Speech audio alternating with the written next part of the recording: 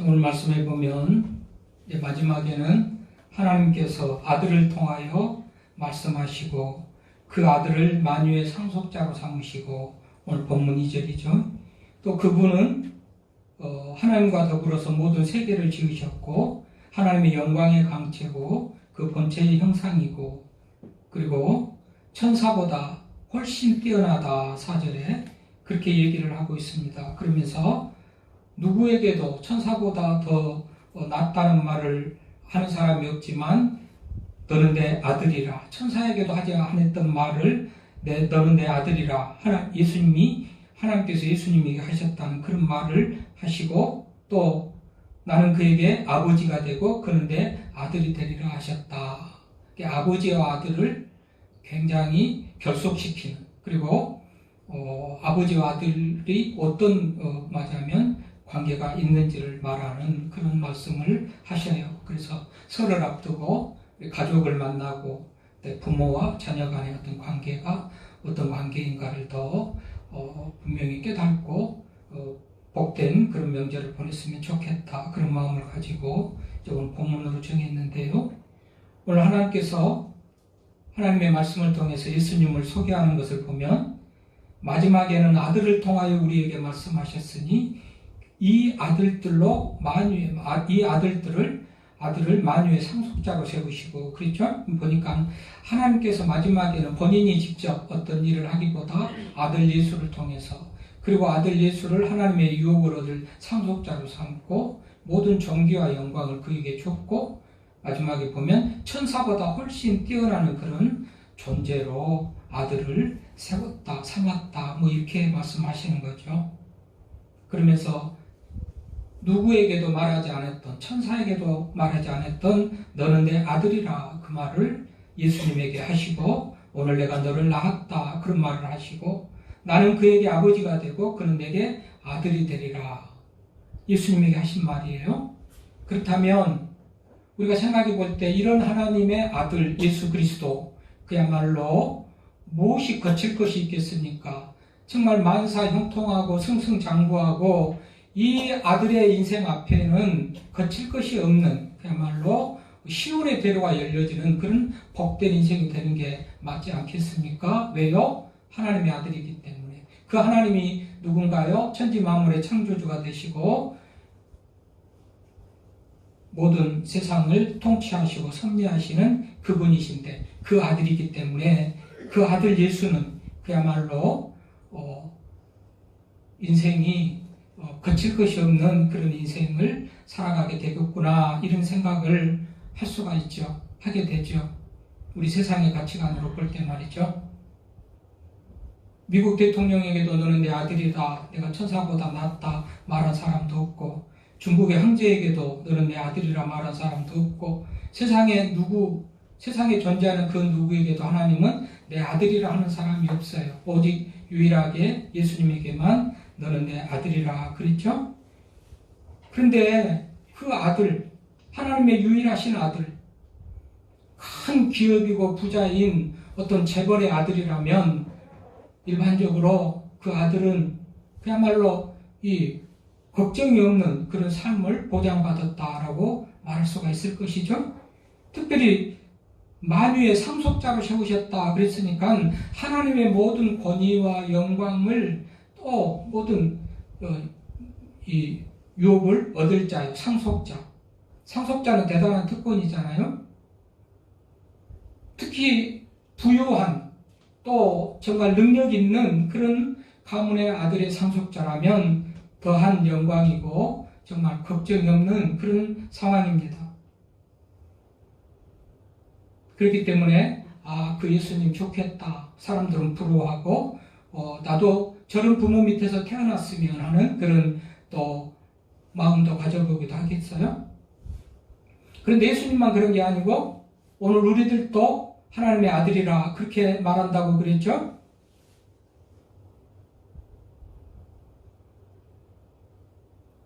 이 절에 보니까 이 모든 날 마지막에는 아들을 통해서 우리에게 말씀하셨는데 이 아들들을 만유의 상속자로 세우시고, 그러면서 말하자면 예수 안에서 우리들도 그 아들이 될 수 있다는 상속을 얻을 자라는 그런 말씀을 하셔요. 대표적으로 요한복음 1장 12절에 뭐라고 그럽니까? 영접하는 자 곧 그 이름을 믿는 자들에게는 하나님의 자녀가 되는 권세를 주셨다. 그렇게 말하죠. 그러니까 믿는 자들, 영접하는 자들에게는 하나님의 자녀가 되는 권세를 주셨어요. 그래서 우리가 하나님의 자녀가 됐어요. 그래서 하나님을 아버지라고 불러요. 영적 아버지죠.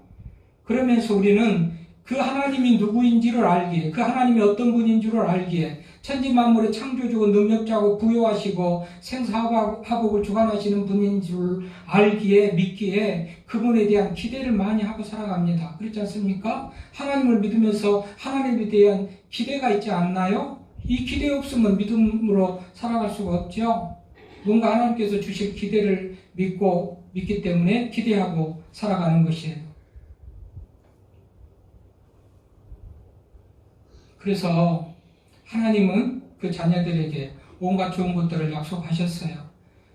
두려워하지 말라, 놀라지 말라, 내가 너와 함께한다, 내가 너를 도와준다, 나는 임마누엘 하나님이다, 세상 끝날까지 함께한다, 물속에도 불속에도 들어갈지라도 건져준다. 이런 약속의 말씀이 있기 때문에 우리는 하나님을 믿으면서 대단한 기대를 가지고 소망을 가지고 살아간단 말이죠. 그러나 대부분의 현실은 이게 그야말로 이런 약속이 어디 있었던가, 하나님께서 우리들에게 이런 약속을 언제 하셨는가 할 정도로, 느낄 정도로 삶은 우리의 소원대로 바람대로 그렇게 못 미치죠.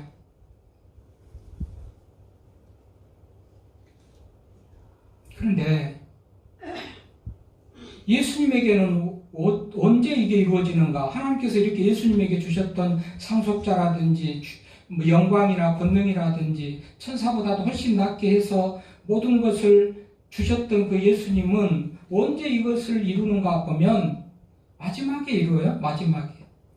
마지막에 이루는데, 약속이 주어지고 마지막에 이루는 그 과정 속에 보면 우리 생각대로 기대한 대로 승승장구하고 형통하고 아무 일이 없는 게 아니고, 누구보다도 말할 수 없는 고난을 겪고 나서 하나님께서 이 일을 이루셔요.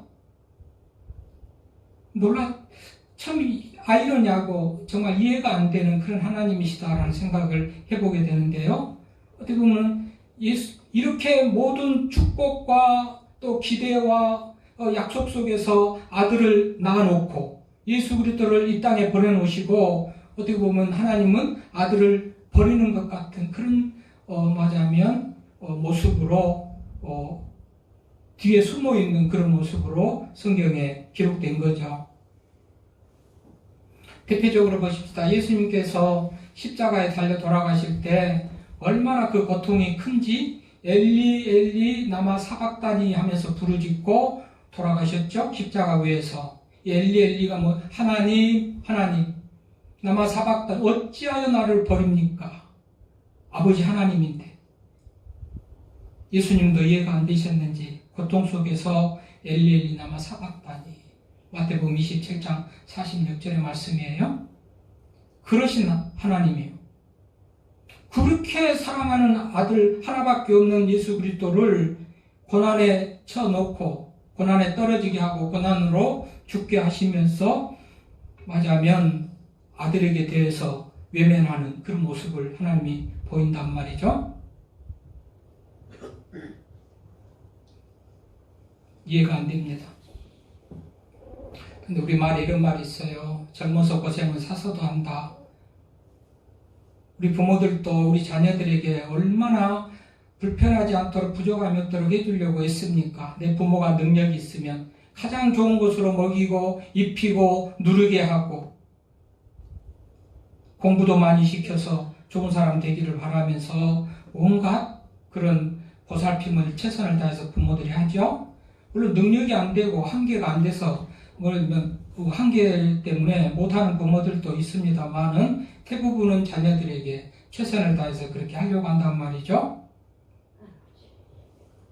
어떻게 보면 하나님이 하신 것하고는 정반대적인 그런 모습으로 해요.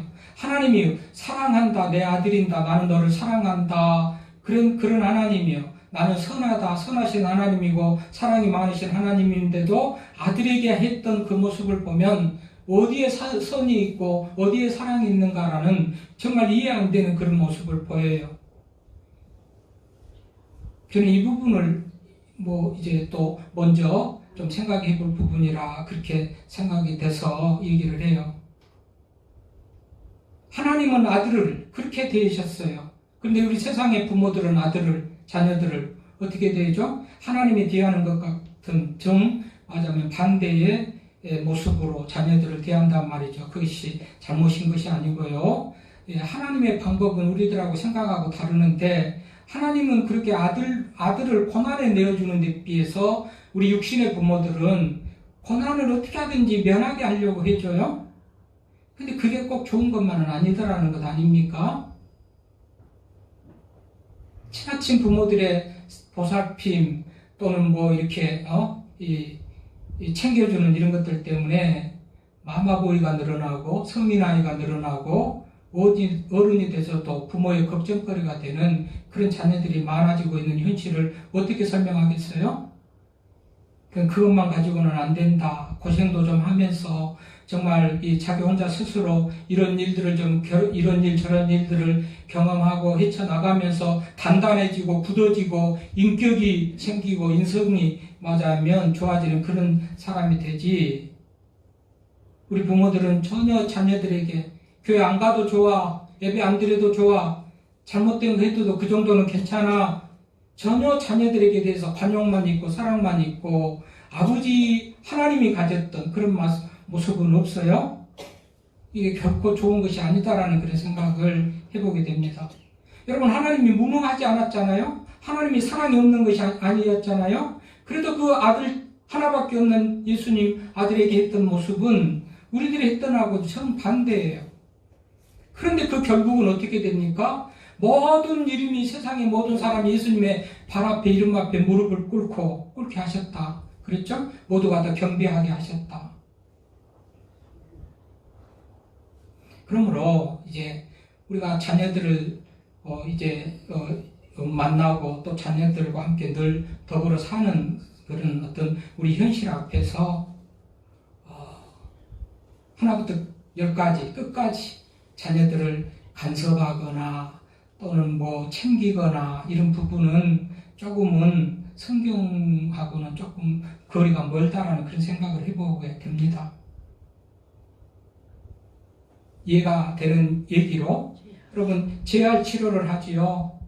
재활 치료할 때 정말 한 발 뛰는 것이 얼마나 고통스러운지, 한 발 뛰다 넘어지면 옆에가 있는 엄마는 당장 일으켜 세우려고 그러는데 재활 치료사는 가만히 놔두세요. 손대지 마세요. 그 아이가 괴롭게 몸부림치면서 비틀거리면서 일어나가지고 겨우 한 발 두 발 뛰다가 또 넘어지면 엄마는 눈물을 흘리면서 안타까워서 이렇게 세워주려고 하지만 재활치료사들은 손대지 마세요. 놔두세요. 자기가 일어나야 됩니다. 여러분, 엄마가 사랑이 없습니까? 무능합니까? 아들 이렇게 세워줄 힘이 없습니까? 사랑이 없습니까? 그래도 그것이 도움이 안 된다는 거예요. 그래서 자기 스스로 일어나도록 놔두는 것이 결국은 걷게 만든다는 겁니다. 이거예요. 우리 하나님께서 하나밖에 없는 아들, 능력이시면서도 사랑이시면서도 그 아들을 고난 가운데 내어주는 것은 그래야 완전한 인생, 그래야 그야말로 인격적인 그런 인생이 된다고 우리 하나님이 생각하셨던 것 같아요. 그래서 하나님은 사랑이시면서 동시에 훈련시키시는 조교 같은 분이다. 이런 생각도 해볼 수가 있어요. 사랑의 아버지면서도 우리를 훈련시키시는 조교 같은 분. 그래서 고난을 통해서 훈련도 고난도 왜 필요합니까? 더 완전한, 더 실력 있는, 더 건강한 그런 삶을 살 수 있는 사람으로 만들기 때문에 그렇게 필요한 것이죠. 그런 의미에서 우리 부모들이 또 자녀들에게 대해서요, 정말 교회 가기 싫어해도 교회 가자 끌고 오고, 예배드리는 것이 중요하다 끌고 오고, 피곤해요, 쉬고 싶어요, 아파요 해도 교회 가서 예배드리고 병원에 가더라도 가자 하고 끌고 오고, 정말 말씀으로 좀 이끌고 그렇게 하면 좋을 텐데 다 네 하고 싶은 대로 좋은 대로 네가 그거 싫으면 하지 말아라, 안 해도 된다라는 식으로 다 그렇게 했는데 그런 자녀들은 결국은 단단한 그런 인물이 될 가능성이 없다는 거예요. 성경적으로 하면 하나님께서 그래서 예수님에게 그런 맞아면 형태로 그런 모습으로 예수님을 대했던 것이다, 이렇게 이해를 할 수가 있습니다. 요즘 우리 많은 나라로 유학을 가는데요, 특히 미국 같은 데서는 굉장히 공부할 수 있는 그런 장학제도, 뭐 일자리를 만들어주고 소개해주고 뭐 상담해주는 그런 그 어떤 그런 환경들이, 제도들이 잘 됐답니다. 장학금, 공부를 꼭 잘해서만 장학금 타는 게 아니고 공부를 못해도 장학금 탈 수도 있고, 일자리도 소개해주는 무슨 지도 교수도 있고 학생 지도 담당도 있고, 특별히 외국인들에게는 전담한 그런 상담사가 있어가지고 여러 부분에서 상담을 잘 해준다고 그러는데요, 우리 한국 학생들은 그 혜택을 다 찾아보지 못한다요. 학교를 끝날 때쯤, 졸업할 때쯤 되면 이제야 좀 알아가지고 한두 번 혜택을 받은지 마든지 하다가 졸업을 한다는 거예요. 왜 그러죠? 부모들이 다 해줬거든요. 내가 뭘 해보지를 않았어요. 스스로 할 능력이 없어요. 귀찮아해요. 그래서 1등을 하면, 우리나라는 뭐예요? 1등 하면 너 1등이니까 장학금 받아가라 하는데, 미국은 1등 하더라도 본인이 신청 안 하면 없어요. 꼴등을 하더라도 본인이 신청하면 받을 수 있는데 본인이 안 한다는 거예요. 모든 부분에서 다 그렇다는 거예요. 본인이 찾기만 하고 본인이 찾아가서 상담하고 의논하고 하면 모든 길이 열리는데, 한국 학생들은 그 혜택, 그거를 다 찾아보지 못한다는 거예요. 자기가 할 수 있는 그런 것이 습관이 안 돼 있다는 것 아닙니까? 부모가 다 해줬기 때문에. 그래서 그런 학생들이 결국 어떻게 되죠? 요즘 몇 년, 7, 8년, 10년 넘도록 우리 한국에 그야말로 이 부끄러운 수치 중에서 자살률이 1위죠. 타의 추종을 불어나는데 OECD 국가 중에서 타의 추종을 불어나는 자살률로 우리 한국이 톱을 달리고 있어요. 1, 2년도 안 되고 수십 년 다니고 있어요. 지금 달리고 있어요. 자살률도요, 정말 힘들게 어렵게 살고 그 과정 속에서, 성장 속에서 그런 아이들보다도 그냥 걱정 없이 부모들이 다 해주고 걱정 없이 알아서 다 해주는 그런 환경 속에 살다가 조금 어려운 일 만나니까 그걸 헤쳐나지 못하고 죽어가는 아이들이 많다는 겁니다. 통계적으로.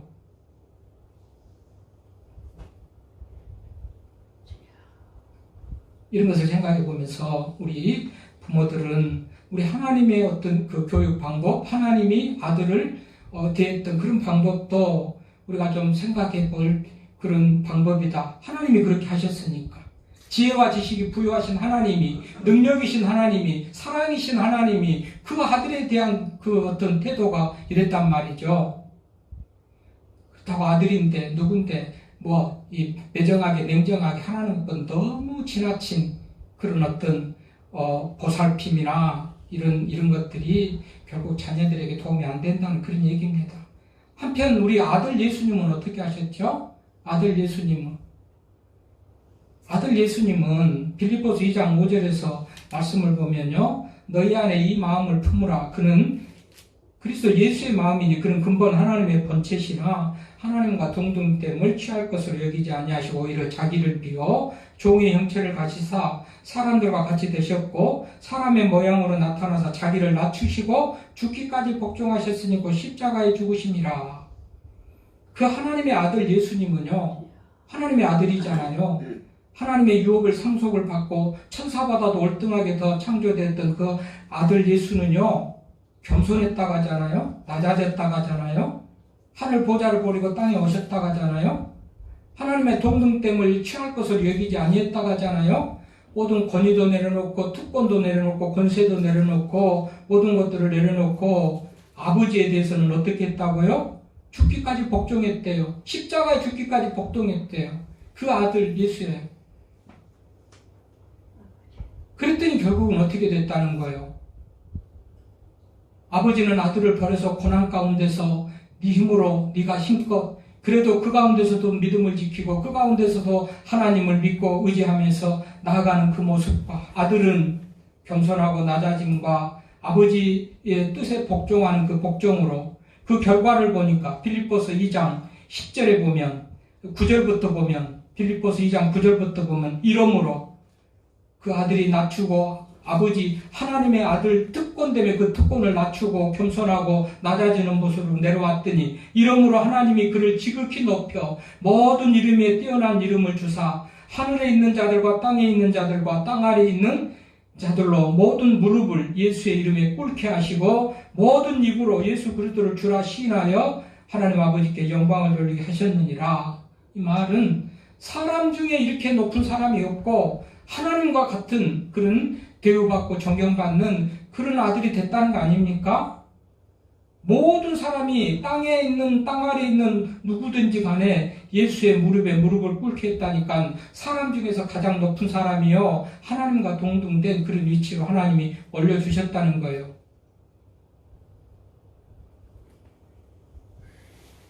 우리 자녀된 자 입장에서는 부모들에게 순종하고 하나님의 맞아면 부모의 말씀대로 뜻에 따라서 살아가는 것이 맞겠고 영적 아버지라고 부르는 영적 자녀들인 우리들도 하나님의 기쁘신 뜻 안에서 복종하며 순종하는 것이 맞겠죠. 그럴 때 하나님께서 우리를 이렇게 높여주신다. 아들들은 아버지에게 대해서 받을 것만 생각해요. 받을 것만 생각해. 기도도 그래요. 무엇을 주십시오. 이것 주십시오. 저것 주십시오. 사업을 번창하게 하고 건강도 주십시오. 그냥 주실 것만 기다려요. 바라고. 근데요, 우리가 바라고 원하는 것은 내 기도하는 그 기도는 나도 동일하게 그 기도가 이루어지도록 노력하고 있는 것이 필요해요. 서울대학교 가고 싶으면 하나님께 기도하면 나 서울대학교 가고 싶어요. 실력 주시고 공부 잘하게 해주십시오 하면 내가 공부해야죠. 공부는 안 하고 맨날 놀면서 기도만 하면 그것이 이루어집니까? 아멘입니다. 건강도 마찬가지. 하나님 건강 주십시오. 하나님 건강 주십시오. 기도해요. 그래 놓고 나는 술 먹고 담배 먹고 뭐 고기 먹고 설탕 먹고 온갖 몸에 안 좋은 것들은 다 먹으면서 내 건강을 유지하겠습니까? 뭐죠? 하나님께 도움을 바라고 하나님의 은혜를 바라면 우리도 그 은혜를 받을 만한 그런 모습으로 살아야 하나님이 우리들에게 은혜를 주신단 말이죠. 그 전능하심, 부요하심, 모든 것을 다 가지신 그 하나님, 그래서 우리는 하나님께 무작정 기대를 하면서 믿음으로 산다는 것이 하나님에게 대한 기대를 하고 나가는 건데, 그런데 그 기대가 합당하게 우리들에게 응하려면 우리들도 그 기대를 이루려고 애쓰는 그런 모습으로 나아가야 된단 말이죠. 그래요. 오늘 말씀해 보면 도대체 정말 하나님의 방법, 예수님의 방법은 하나님의 아들로서도 이 격에 맞지 않는 그런 모습이고 하나님은 능력이고 사랑이면서도 그 이름에 맞지 않는 그런 모습으로 아들 예수님을 대하는데 결국은 그게 아들로는 아버지께 영광된 그런 길이었고 그 아들은 그야말로 영광을 얻는 세계 모든 사람들의 뛰어난 그런 인생이 됐다고 우리는 성경을 통해서 알 수가 있습니다.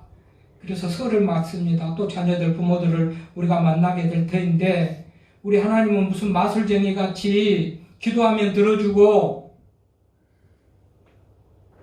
그래서 그 특권을 가지고 나는 하나님의 아들이니까 나는 아무렇게 해도 하나님께서 내 삶을 책임진다 그런 모습이 아니고 하나님은 어떻게 보면 부모는 스스로 자녀들에게 좀 자립정신도 좀 길러주고 독립정신도 좀 길러주고 스스로 뭔가를 좀 해나갈 수 있는 그런 길을 갈 수 있도록 이끄는 것이 맞고 자녀들은 부모에게 순종하고 또 뜻에 합당하게 사는 그런 모습을 가질 때 진정한 아버지와 아들의 관계가 성립되고 진정한 그런 영광이 있고 또 승리가 있는 그런 삶이 될 줄로 믿습니다. 오늘 우리들이 정말 설을 맞이하면서 오늘 아버지 하나님이 아들 예수님에게 했던 그것도 유일하신 아들에게 했던, 그것도 상속자라고 정교와 영광을 줬던 그 아들에게 했던 하나님 아버지의 그 태도를 우리가 보면서 소위 있게 사랑에 빠져버리지 말고 사랑을 하되 그야말로 모든 목적을 상실해버리고 방향을 상실해버리고 맹목적으로 사랑하는 그런 자녀에 대한 사랑보다도 정말 자녀가 어떻게 하면 정말 더 인격적인, 더 성숙한 그러가 자녀가 될까, 그런 마음을 가지면서 자녀들에게 정말 좋은 그런 가르침을 줄 수 있는 그런 부모가 되어야 되겠고, 정말 우리 자녀들은 더욱더 부모의 말씀에 순종하고 나아가는 그런 자녀가 되어야 될 줄로 믿습니다. 이게 하나님이셨고 하나님 아버지셨고 이게 아들 예수의 모습이었어요. 우리는 하나님의 말씀을 교훈받고 하나님의 말씀대로 살아가겠다고 나선 사람들이 믿음의 사람들이에요. 신앙을 고백하고 세례를 받을 때, 임직을 받을 때도 성경을 정확무한 하나님의 말씀이고 삶의 유일의 법칙으로 믿습니다 고백하고 살아가는데 성경이 그렇게 가르치고 있단 말이죠. 성경이. 그런데 성경을 떠나서 내 마음대로 내 경험대로 삶을 살아가니까 부작한 게도 불편할 뿐만 아니라 내가 원하는 바 뜻하는 대로 우리 자녀들이 그렇게 만족스럽게 만족을 채워주지 못하고, 부모는 부모대로 자녀들에게 만족을 주지 못하는 그런 자녀가 돼서 이 가정이 늘 불편한 거예요. 부모가 자녀가 만나도 그야말로 불편하고 말 한마디 없이.